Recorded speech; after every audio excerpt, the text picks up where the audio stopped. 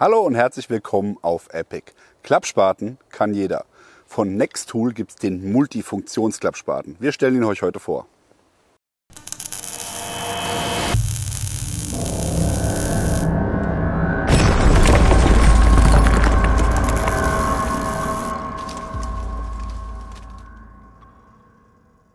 Das gute Stück von Nextool heißt Frigate und ist ein Multifunktionsklappspaten, wie ich es gerade schon gesagt habe, auch wenn das jetzt hier erstmal nicht nach Klappspaten aussieht, wenn man sich das so anschaut. Wir satteln das Pferd heute mal von hinten auf und machen wirklich hier quasi erstmal zusammengebaut, dass ihr mal seht, wie das ganze Stück aussieht und arbeiten uns dann wieder zurück bis zur Transporttasche. Fangen wir mal mit dem Schaufelblatt an, das ist das Interessanteste. Da haben wir einen 20 CR13 Edelstahl, das ist ein Chirurgenstahl, das heißt, das ist wirklich mit einer der stabilsten Stähle, die wir hier haben. Rostfrei, wir können drauf ein Spiegelei braten im Zweifelsfall, also wirklich auch das Ding als Survival-Tool nutzen, wenn man denn Spiegelei im Survival-Fall irgendwo hat. Dann haben wir hier nochmal zwei gängige Schraubenschlüssel, einen Flaschenöffner und einen Gurtschneider auf der anderen Seite. Eine Sägezähnung hier auf der einen Spatenseite und hier auf der anderen Spatenseite. Da ist, auch wenn es so aussieht, als wäre es angeschliffen, ist es aber nicht. Aber ich denke, das ist trotzdem relativ, wir haben vielleicht 2 mm Stärke hier. Das heißt, damit kann man bestimmt auch mal ein bisschen was bartholen. Das werden wir auf jeden Fall ausprobieren. Ja, der Spaten selbst, beziehungsweise das Spatenelement geht bis hier hin. Da kann ich euch mal zeigen. Ich schraube es mal auseinander. Einmal kurz hier an der Spitze. So. Also ihr seht, da sind auch ordentlich Gewinde dran. Das heißt, man kann da auch eine Zuglast draufbringen. Das werden wir auch gleich mal testen. Aber erstmal, das wäre quasi das Spatenelement. Und dann habt ihr hier nochmal 3 Elemente Gestänge plus das Kopfende. Insgesamt geht das Ding über 1 Meter. Also wir haben 100 cm Gesamtlänge, wobei der Griff 76 cm ausmacht. Ja, die Verbinder, diese verbundenen Teile des Gestänges sind alle mit O-Ringen versiegelt. Das heißt, die sind auch wasserdicht und hohl. Also dementsprechend sind das auch wirklich Kapseln, wo ich Ausrüstung unterbringen kann. Mit dabei ist hier so ein bisschen Werkzeug, ein Maulschlüssel, ein Imbusschlüssel, ein Stück Seil. Und dann haben wir hier noch mal ein paar Zusatzwerkzeuge. Hier ist auch irgendwo noch in der Mitte, mal gerade gucken, ob das hier war, noch ein Schraubenzieher und ein Kreuzschraubenzieher, also Schlitz und Kreuz. Ich glaube, es war hier. Ja, nee, da ist das Seil.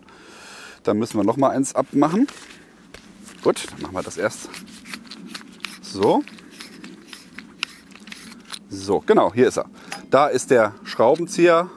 Ganz einfaches System. Hier mit Stecke kann man natürlich auch noch mehr Bits dazu packen. Die passen hier auch rein. Kreuz und Schlitz.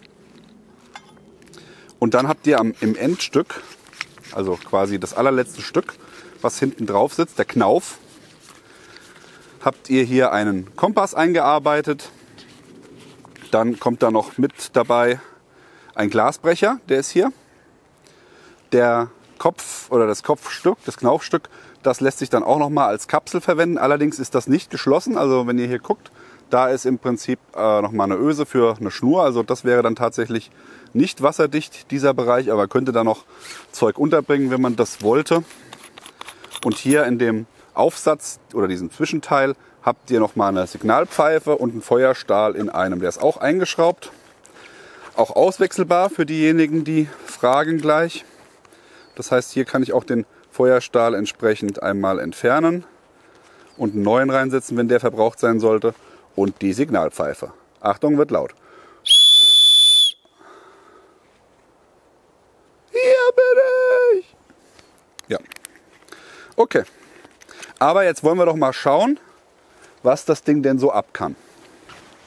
Ich würde sagen, wir fangen mal an mit dem Feuerstahl. Man muss natürlich dazu sagen, dass man jetzt hier normalerweise nicht mit so einem großen, unhandlichen Werkzeugfeuer machen würde. Aber im Notfall ist natürlich jedes Mittel recht. Das heißt, ich habe jetzt hier den Spaten und ich habe den Feuerstahl. Wenn ich kein Messer habe, kann ich das trotzdem damit machen.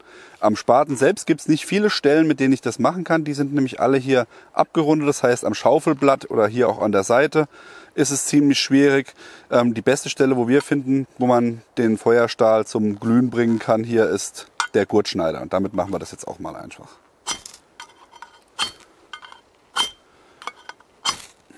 So, brennt.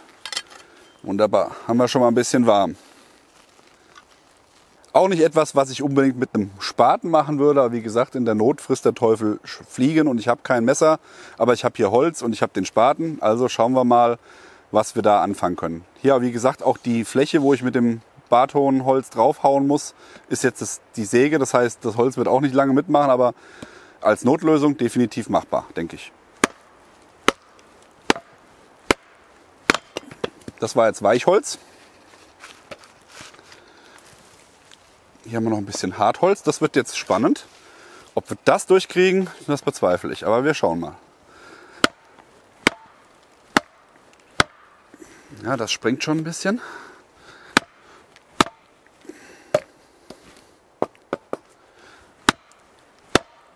Jetzt ist er ein bisschen drin.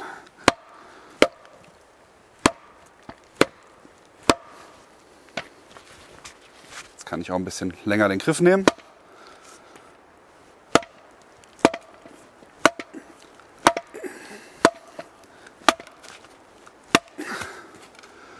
Also das geht auch irgendwie. Ja, also man kriegt auf jeden Fall ein bisschen Feuerholz klein.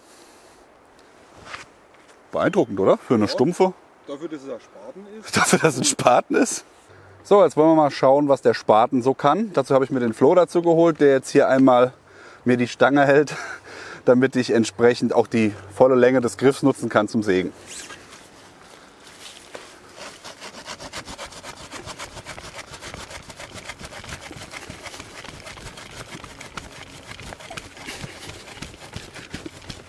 Ah, jetzt geht es aber schwierig, müssen wir mal drehen.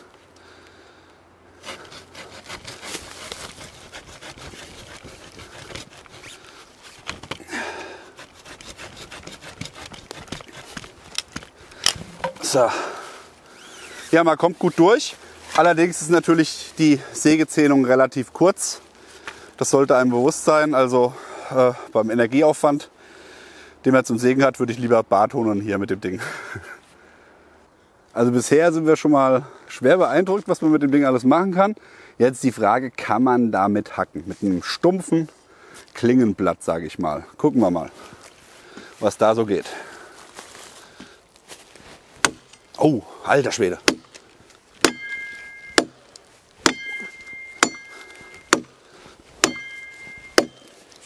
Ich muss mal richtig festziehen. Ich habe es nämlich noch nicht richtig festgezogen, merke ich gerade.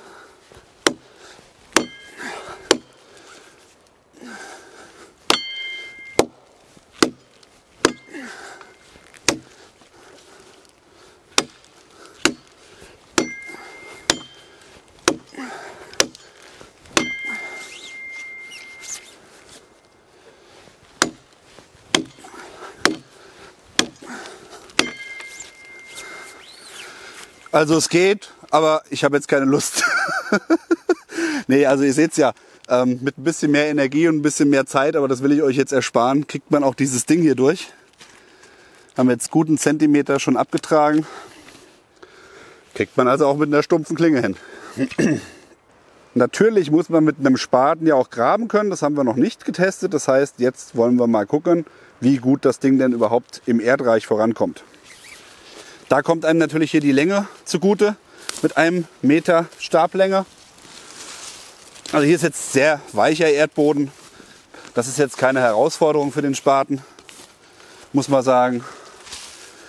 Also das ist kein Problem. Ja, aber aufgrund hier der Stärke vom Edelstahl hier am Gewinde würde ich sagen, damit kann man auch schon, denke ich, ganz ordentlich hartes Erdreich bedienen.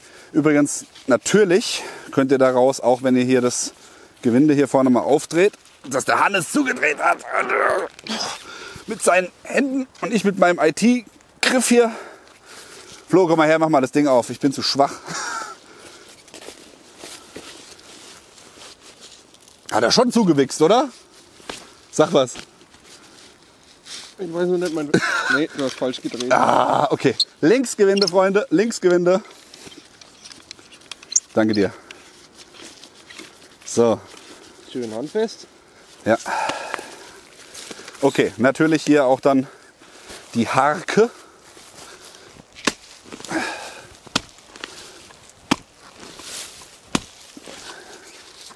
Aber das geht auch ganz gut. Was ich jetzt hier feststelle ist, wenn man die Teile nicht alle richtig fest miteinander zuzieht, hat man immer so ein bisschen beim Arbeiten löst sich das. Aber gut, das ist auch jetzt klar, wenn ich hier 6 Gewinde habe, da muss man halt immer mal wieder nachziehen. Es ist halt ein Kompromiss, den ich irgendwo eingehe, wenn ich mit einem Multi-Werkzeug arbeite, was auch in so ein kleines Format geht. Aber ihr seht es ja, man kommt trotzdem relativ gut voran damit.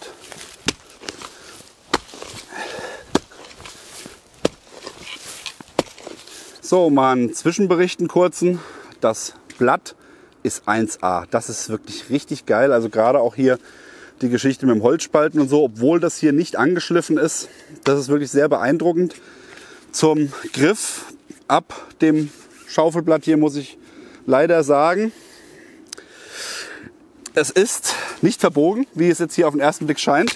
Das Problem sind die Gewinde. Ja?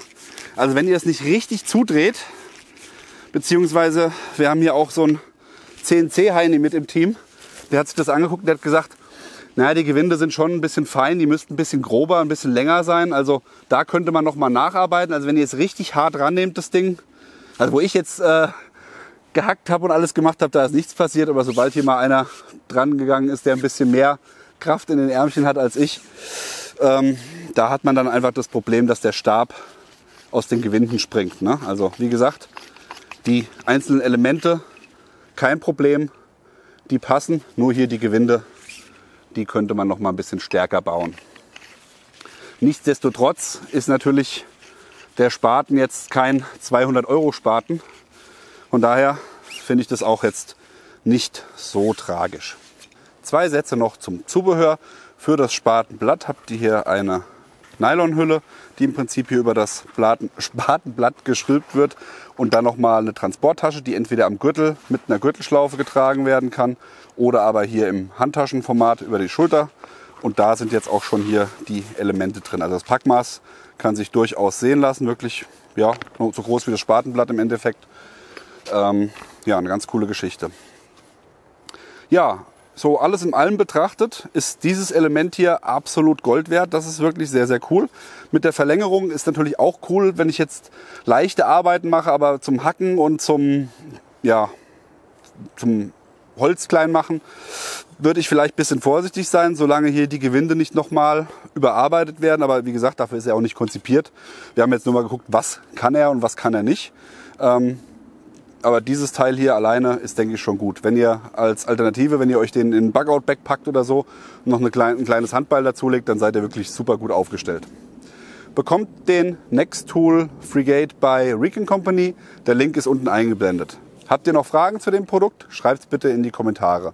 Habt ihr vielleicht selber schon Erfahrungen gesammelt mit dem Spaten? Auch rein in die Kommentare. Ansonsten, wenn euch das Video gefallen hat, lasst ein Like da, abonniert den Kanal, denkt daran, die Glocke zu klicken. Und dann sind wir raus. Bis zum nächsten Mal. Macht's gut. Bis dann. Bye, bye.